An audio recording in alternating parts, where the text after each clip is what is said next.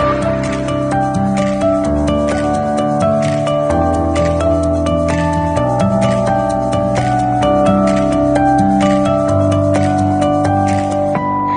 everybody.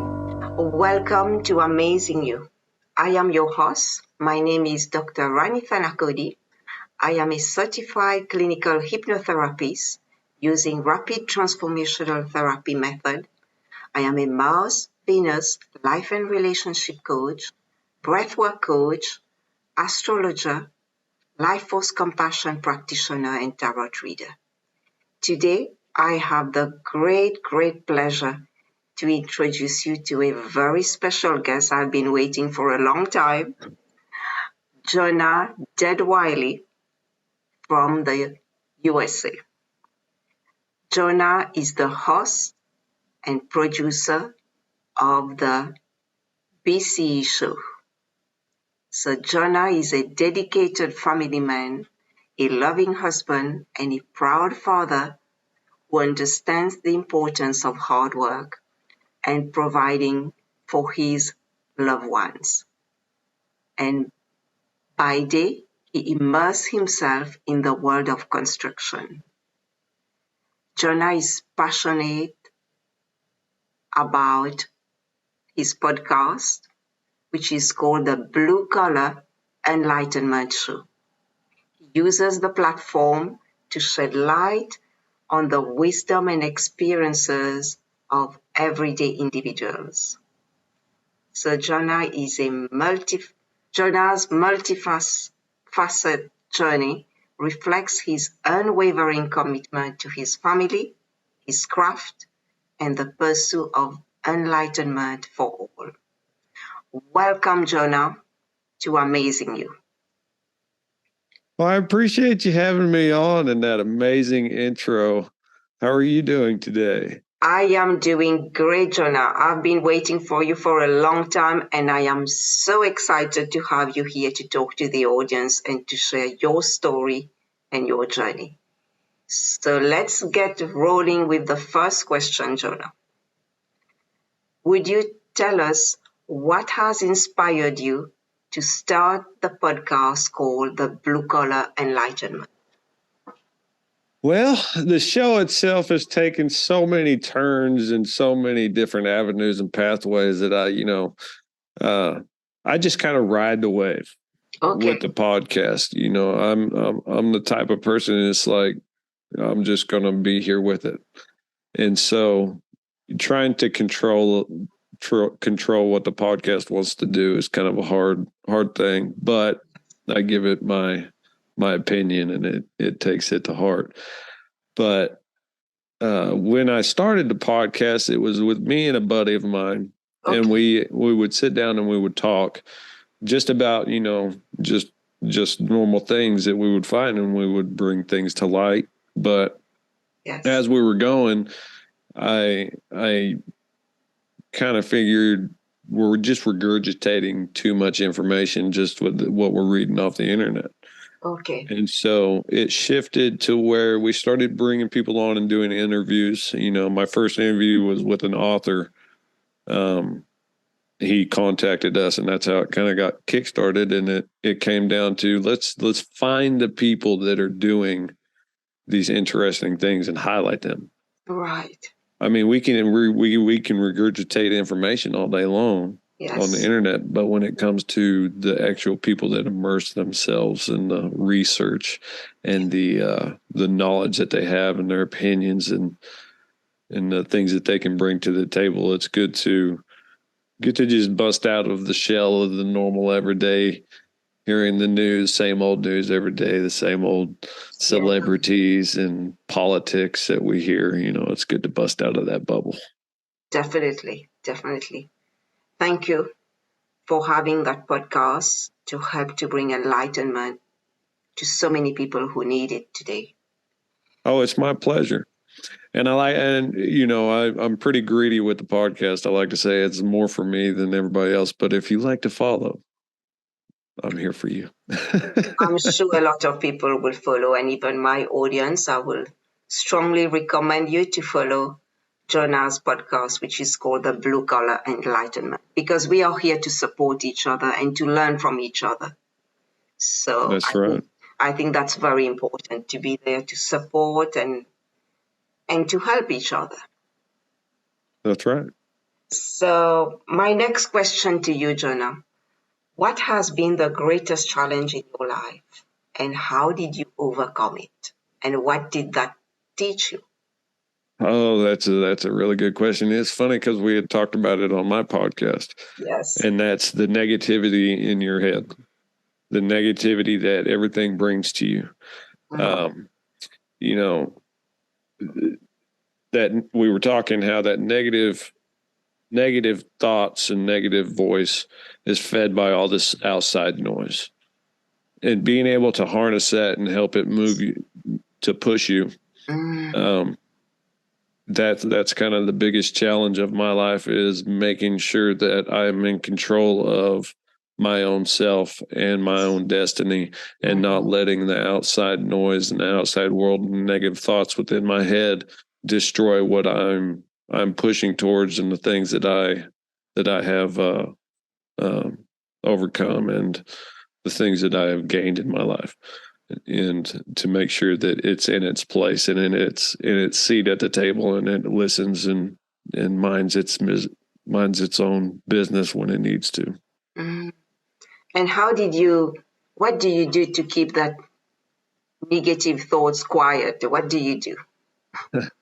So like we were explaining, that your mind will screw you over constantly. It will do it. It will do it as fast as you can think it. And so if you listen to that voice that comes from your heart, and you are your heart. That's what that is. Yes. You're not your brain. No. And so if your heart could tell your brain to shut up and make sure that it is in control, and it makes sure that negativity in its space. And so I've learned to just tell that inner voice to just shut up and sit down. Okay. It takes a back seat to whatever's happening in the moment. Right. Because especially when a stressful situation comes up, that negativity is going to be the first person to jump out. And so if you can keep that box shut for that moment until your actual self is there in the situation, and if you calmed yourself down, that's when your rash thinking and better thoughts can come about to a stressful situation. Yeah. Is there any way that you do that, or you just tell it to keep quiet now? Let's say you are going through a stressful situation. How do you deal with that negative thought? What do you do? I take a long, deep breath to make sure that all, is breathing is the biggest thing. It's the most important thing for your body is air, oxygen. And so making sure that enough oxygen is filling my lungs and getting into my stream. Yeah. And making sure that every situation, no matter how big or small, that you use the same technique every time. It is very important. And in that situation, if you can be clear-headed and calm, on the outside, it's going to fool your inside. Yes. Once you get to start shaking and you get timid, you already lost control. Yeah. And so for me, it always starts on the outside going in.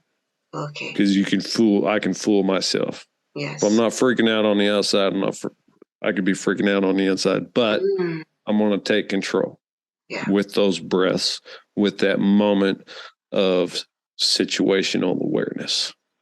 Yeah.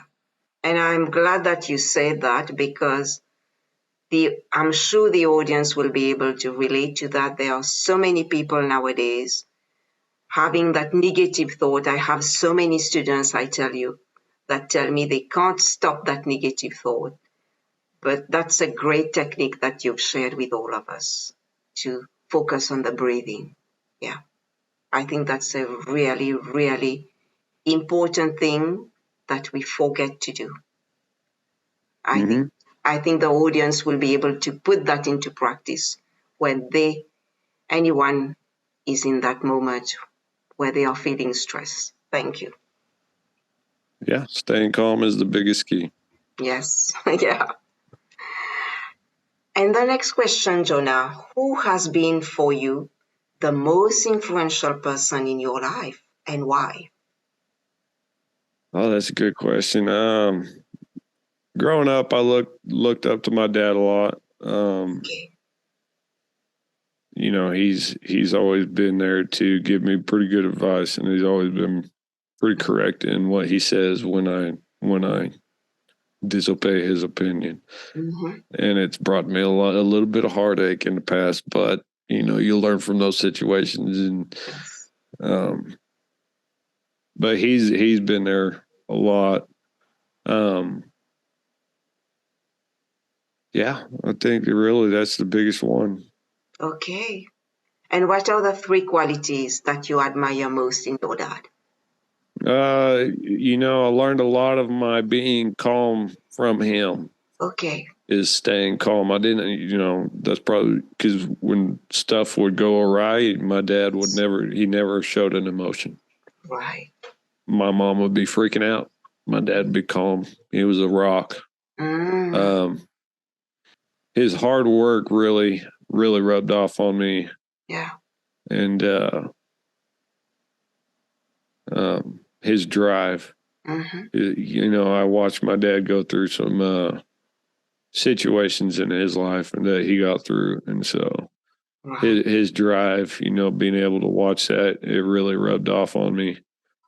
And his being humble, you know, he was never too ashamed to ask for help or, you know, ask for anything, or, you know, if he needed information. And he was very, very willing to help you out if you needed it. Very good-willed. And so I learned that as well. And so I learned that, you know, it's good to help people to a certain situation, to a certain point, until you figure out that they're taking advantage of you. So I learned that pretty early on in my young years from him. Oh, that's great. Thank you. These are beautiful qualities. To be calm in challenging situations, to be also, you said, to be, he's always having the drive and having a good heart, always there to help others. Yeah, absolutely. Yeah, he's in his 70s now. Okay. And I talked to him earlier today, and he was out there gardening.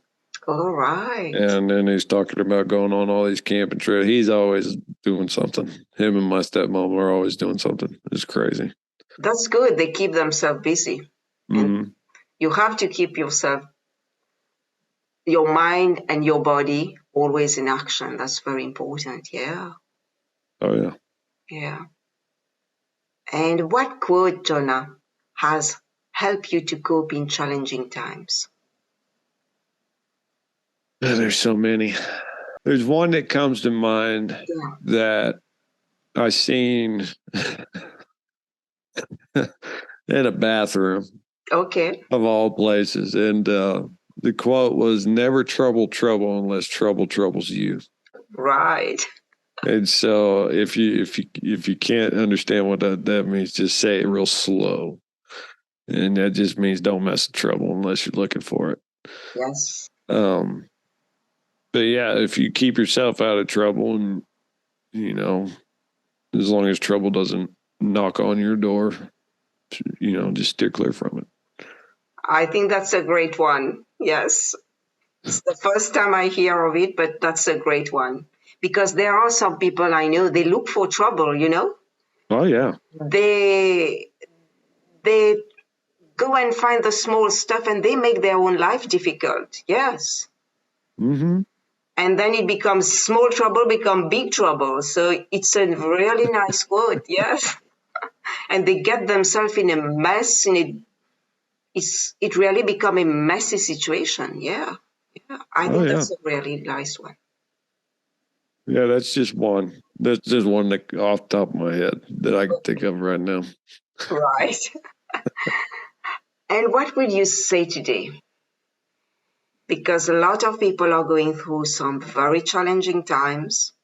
They are facing a lot of mental health issues. So what would you say to anybody who is listening and watching? What would you say to encourage them today, Jonah? Ooh.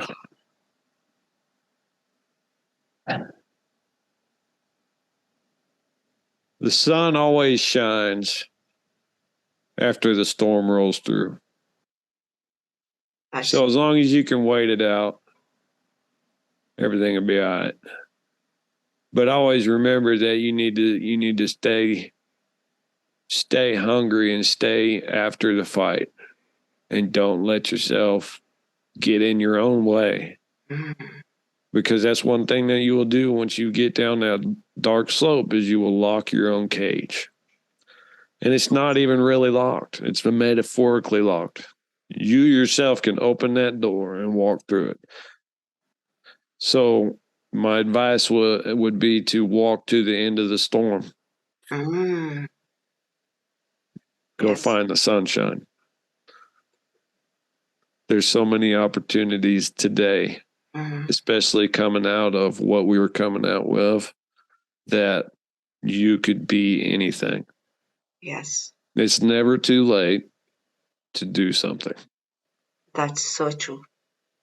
And the storm doesn't last for a long time, you know? Nope. The storm comes, lasts a few hours, a day or two, a week maximum, and then it goes away. And the sun shines again. Yep. And if you find yourself in a flood, get some water boots. Okay. That's an interesting one. That's the first time I hear this. Okay. Oh, I'm a big weather fanatic. So. Yeah, that's nice. Yeah, it's better to be prepared, to prepare yourself, to have the right equipment. Yeah, because you need to help yourself first before you can help others. Right. Yeah. That's why having the boots first, so that you can get yourself out of the flood and then help others. That's true. That's so true. Yes. And the next question, Jonah, what book or books have impacted you the most, and why? Oh man, I read a lot of interesting books. Books that you wouldn't really read on a daily basis. It doesn't matter. It is the book that has inspired you. So there's one that I am still hooked on. It sent me down a rabbit hole that you'll never get out of. Okay. And it has to deal with the government. And then once you just get into government dealings, that's a maze that's hard to find yourself to get through. But there's a program that the U.S. government come up with called MK Ultra, and it was a mind control program. Okay. And there was a man that did about 20 years of research just to write one book. And it was on I don't know if you know who Charles Manson is. No. So there was a family. You'll have to kind of do some digging on it, but it's a rough situation. But within his book, he uncovered a lot of things that the government was doing, and it kind of opened my eyes to a trust issue that I had myself with certain people in certain ways that are done. And so that put a big impact into my life, to where, for one, it got me super sucked into something that will never leave me. And two, it opened my eyes to an inner issue that I didn't know I had. Oh, that's great that the book has had such a big impact on you. Mm-hmm. And it entangled me quite a lot. Wow. And that's why having that understanding is so powerful. It is so transforming. It is. Yeah. And there's so many books that I read that I could, say that impacted me. But right now in my life, that book has definitely impacted me. Right. So, but that's a conversation for a different day. We could go down. Yes. Yeah. That's a 4-hour conversation. We don't have time. Oh, yes. yes. Yeah. Absolutely. Yes. And can you tell us a bit more about your podcast and how can people reach out to you? Of course. Yeah. So my podcast called the Blue Collar Enlightenment Show, the BCE for short. I have a website called thebceshow.com. You can just go there and find me. So my podcast is all about highlighting the amazing people doing all the research and gaining all the knowledge in their certain fields and sharing that, because we get so caught up in celebrities and politics and the news that we forget that there's a whole world out there that's actually making it work. Those three things have gotten us so distracted on all the amazing people out there that are actually making, like this podcast possible. All those amazing people out there researching every day in their books, from authors to zookeepers and everywhere in between. But I'm on the hunt for that knowledge. And so that's what the podcast is about. I think that's wonderful what you are doing, Jonah, to have a podcast to help people to understand things, to find the enlightenment in their own lives. And I would like to congratulate you and to continue doing that and to impact many more lives in the future. That's the goal, and I appreciate you giving me that ego boost, and I appreciate you having me on and talking to me. Yes, we need people like you to share, because there are in the therapy world there are a lot of women, but we need men as well to help to, how would I say, to help to be a role model to other men, to the younger generation. And you are a model for the younger generation. So I think that's great that what you are doing. I would like to say a big thank you to you. I know you want to spend your Saturday out. I know it's sunny, but I really appreciate that you took the time to share your journey, your podcast, what you do to the audience. And I wish you a lot of success in your job, in the podcast, in everything that you do, Jonah. And you are most welcome to come again to share your other experiences to the audience. So have a great Saturday, Jonah and everybody. Thank you, everyone, for watching, for subscribing, and for listening. Have a great weekend, everyone. And thank you again, Jonah. Hey, thank you, Rani, and I appreciate you. And whenever you have an open slot for me, I'm ready to come back on. You are always welcome. Thank you, Jonah. Bye, everybody.